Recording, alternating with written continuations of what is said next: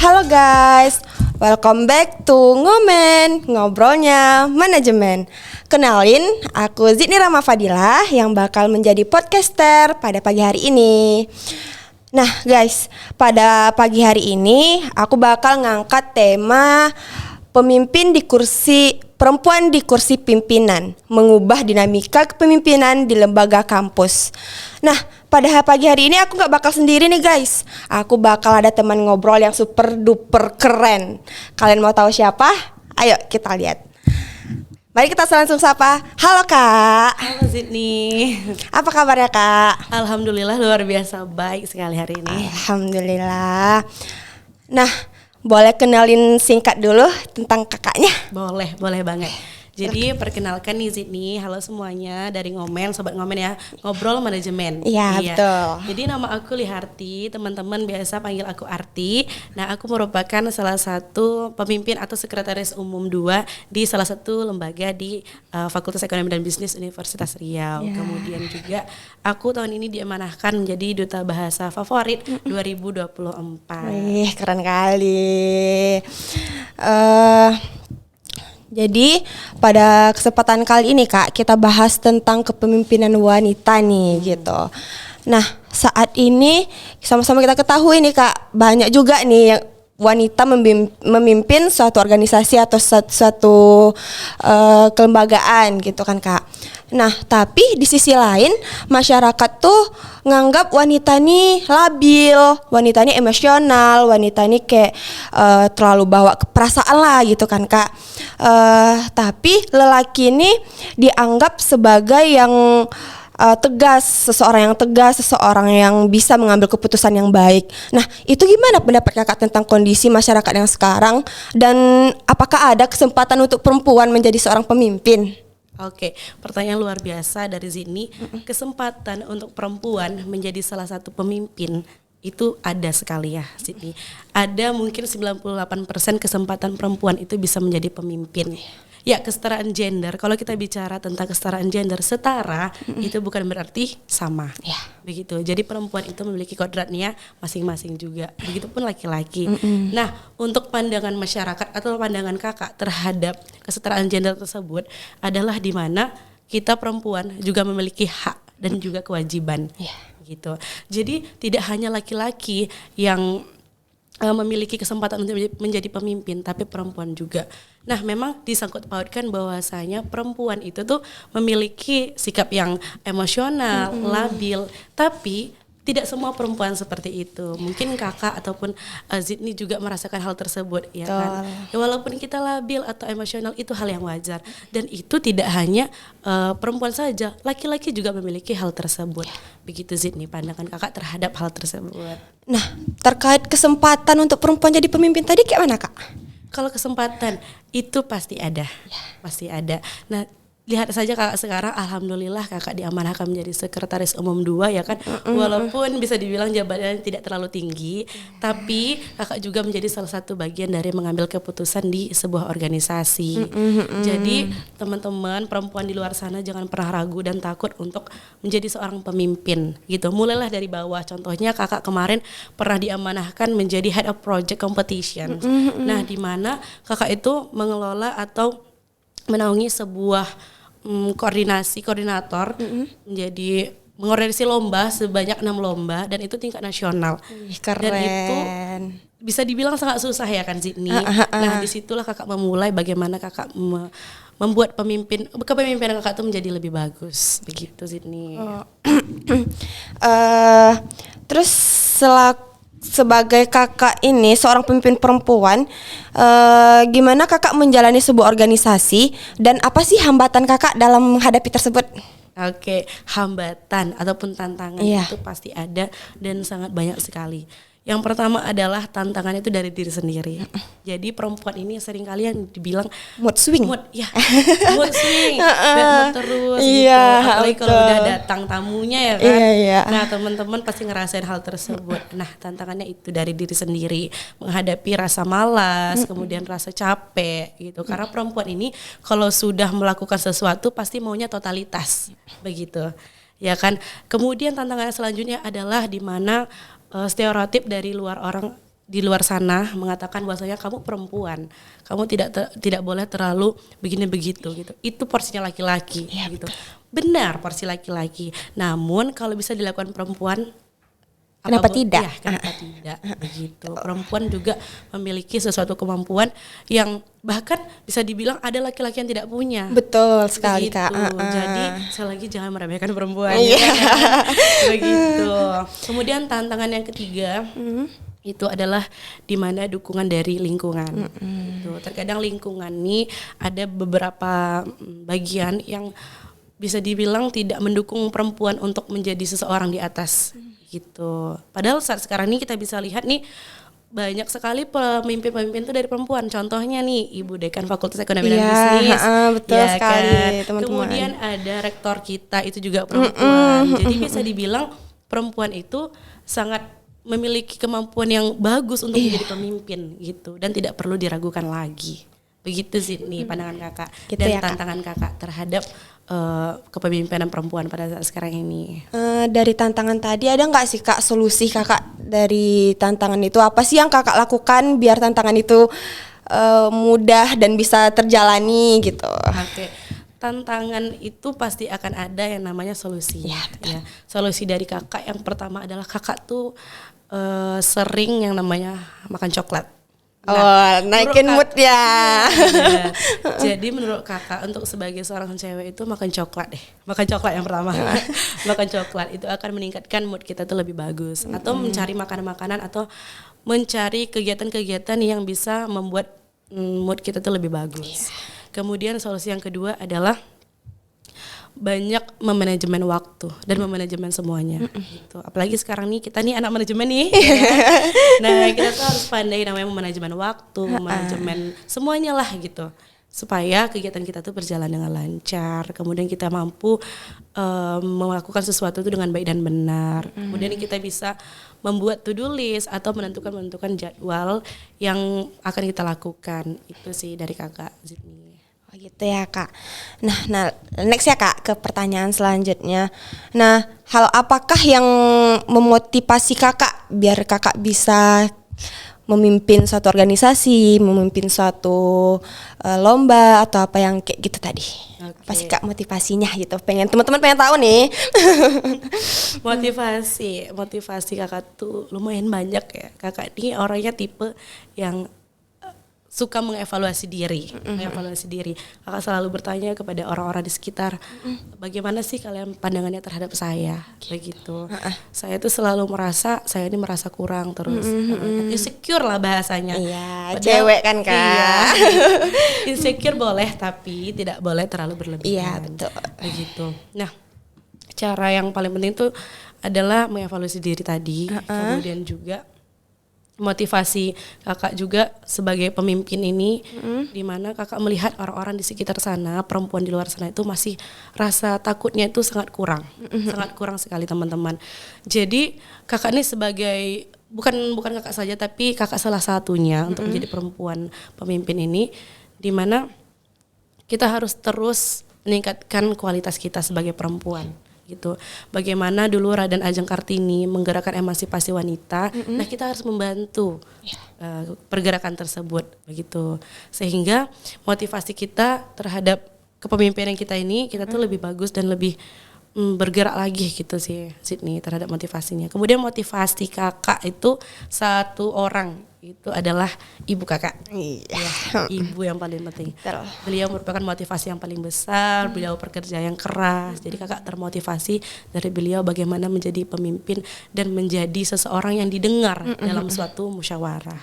Begitu sih. Keren sekali kakak motivasinya. Terima kasih.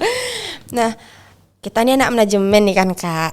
Nah, gimana sih Kak cara Kakak nge-manage waktu Kakak antara kuliah, antara organisasi ataupun kayak kepemimpinan yang Kakak pimpin kemarin? Riwah atau masih bisa ke-manage gitu? Gimana sih Kak caranya gitu? Okay. Kalau dibilang riuh nih Zidni, riuh banget. Mungkin Zidni nanti akan merasakan bagaimana keriuhan atau mungkin sekarang sudah merasakan keriuhan tersebut.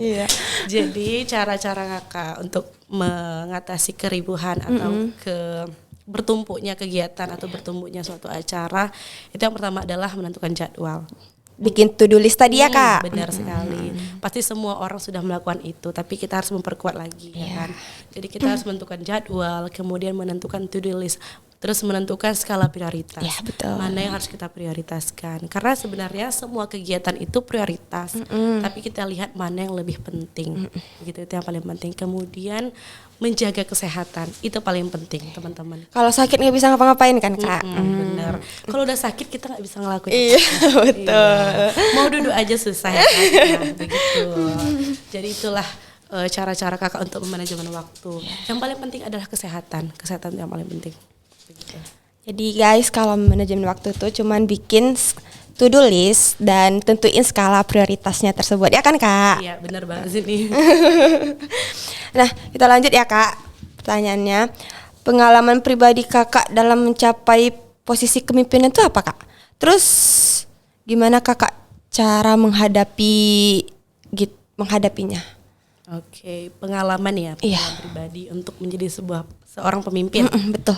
Ya, itu sangat banyak sekali pengalamannya Zidni. Ya, mulai dari cara kayak apakah aku cocok untuk menjadi pemimpin tersebut, saya mengevaluasi diri. Kembali lagi mengevaluasi diri. Kemudian kakak menghadapi yang namanya kegiatan-kegiatan yang harus memiliki, contohnya kita ingin menjadi seorang pemimpin, pasti kita harus ada pengalaman yang luas. Betul ya. Gitu. Baru kita bisa dipercaya oleh orang tersebut yang ingin menjadikan kita pemimpin. Nah, contohnya kakak menjadi sekretaris umum 2 ini nih, kakak harus melewati berbagai rintangan. Contohnya adalah eskalasi. Nah, di mana kakak harus melewati serangkaian tes untuk menjadi seorang sekretaris umum, begitu, ataupun menjadi pemimpin. Teman-teman yang lain yang menjadi pemimpin juga harus melewati eskalasi. Di situ Zidni susahnya, terus juga jungkir balik atau bagaimana lah gitu bahasanya, di mana kakak tuh harus melakukan serangkaian banyak kegiatan dan pengalaman supaya kakak bisa dipercaya menjadi sekretaris umum 2. Gak mudah ya Kak ya, sampai di titik kayak gini. Benar. Dan kakak memulainya itu dari zaman SMK. Dari zaman SMK itu kakak sudah tertarik kan di bidang administrasi nih, teman-teman. Jadi kakak masuk ke SMK jurusan perkantoran. Kemudian kakak mengikuti serangkaian kegiatan administrasi di mana kegiatan tersebut dinaungi oleh BNSP. Jadi kakak sudah tersertifikasi bahwa kakak bisa dalam administrasi. Begitu. Dan terpercaya untuk bisa jadi Sekum 2 sekarang. Benar ya kan sekali. Kak. Semoga nanti menjadi sekretaris di perusahaan. Amin. Nah, kita lanjut ke pertanyaan selanjutnya. Apa sih Kak peran keluarga dan lingkungan sosial bagi karir Kakak? Keluarga itu sangat penting. Keluarga itu merupakan tombak awal untuk kita bergerak di luar sana. Bagaimana keluarga memanage kita atau mendidik kita akan terlihat di luar sana. Gitu. Alhamdulillah keluarga kakak itu sangat support. Kakak itu memiliki saudara ada 5. Jadi kakak perempuan yang terakhir ada 2 perempuan. Perempuan itu ada di anak kedua dan anak terakhir kakak. Jadi anak kedua itu perempuan dan malah bisa dibilang beliau yang lebih didengar daripada abang yang pertama. Jadi bisa dilihat sekarang kan bahwa kesetaraan gender bagi kakak itu sudah dimulai dari keluarga nih teman-teman. Jadi pengambilan keputusan itu tidak hanya abang laki-laki saja, tetapi perempuan, anak kedua perempuan itu juga memiliki hak untuk menyampaikan keputusan. Kemudian keluarga kakak juga tidak sistem yang kamu harus di rumah terus, tidak. Tetapi kalau kamu bisa keluar, kamu bisa menggapai cita-cita kamu sejauh mana yang kamu mau. Tapi tetap ingat kodrat kamu adalah perempuan. Tetap ngeizinkan nge-explore dunia gitu. Bener kan Kak. Ekspor dunia boleh, tapi selalu ingat bahwa kita itu adalah juga perempuan. Kodrat perempuan. Begitu. Teman-teman, kalau dari lingkungan sosial gimana Kak? Kalau dari lingkungan sosial, alhamdulillahnya juga nih kakak berada di lingkungan yang luar biasa, setara dengan gender-gendernya gitu. Walaupun bisa dibilang di luar sana memang kebanyakan lingkungan kakak nih laki-laki terus nih yang menjadi pemimpin. Tapi beberapa kali di organisasi kakak nih itu perempuan yang jadi pemimpin. Begitu. Jadi woman empowerment itu harus kita tegakkan terus.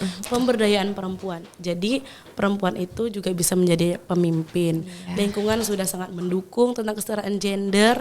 Jadi teman-teman kalau bisa manfaatkan hal tersebut dengan sebaik-baiknya. Begitu Zidni.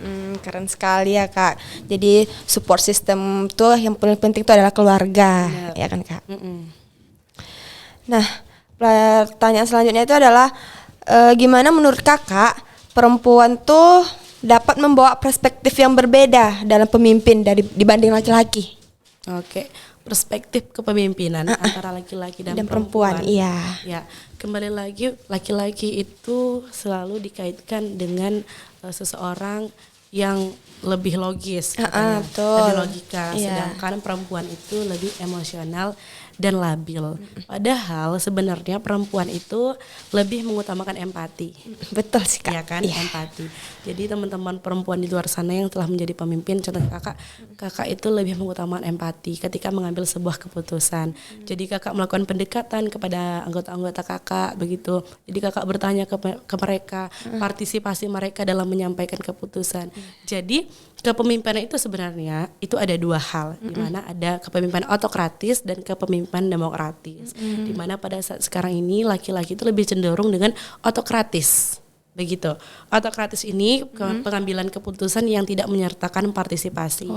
Begitu. Jadi sepihak gitu ya Kak. Benar, sepihak. Ibaratnya bahasanya adalah bosi. Ya, bosi. Sedangkan perempuan itu lebih demokratis. Walaupun pada saat sekarang ini nih teman-teman, laki-laki juga sudah sangat banyak ya menerapkan kepemimpinan demokratis.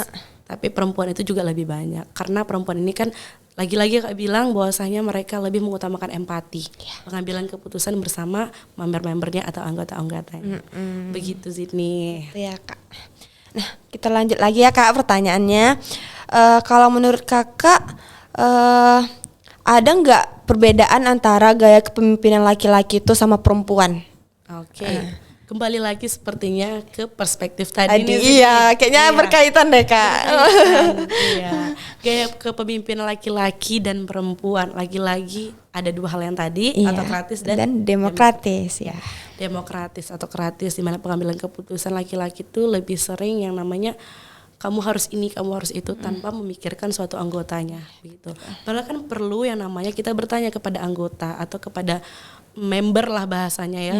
Bagaimana menurut kamu begini begitu? Itu harusnya yang diterapkan demokratis gitu. Jadi gaya kepemimpinan perempuan dan laki-laki itu sebenarnya tidak jauh berbeda gitu. Karena zaman sekarang sudah banyak teman-teman laki-laki dan perempuan itu menyamakan bagaimana gaya kepemimpinannya begitu. Nah, salah satu kepemimpinan perempuan itu tadi empati yang paling penting gitu. Tapi tidak semua perempuan juga ada yang memiliki rasa empati. Iya. Begitu, ada juga yang seperti autokratis. Mereka plek gitu bahasanya. Kan? Lebih mengambil keputusan itu lebih sendiri, ada juga perempuan yang seperti itu. Tapi kebanyakan teman-teman tuh lebih mengutamakan demokratis begitu perempuan. Gitu ya Kak. Ya. Nah, sebelum kita menutup podcast nih Kak, kita udah sampai di sisi terakhir nih Kak.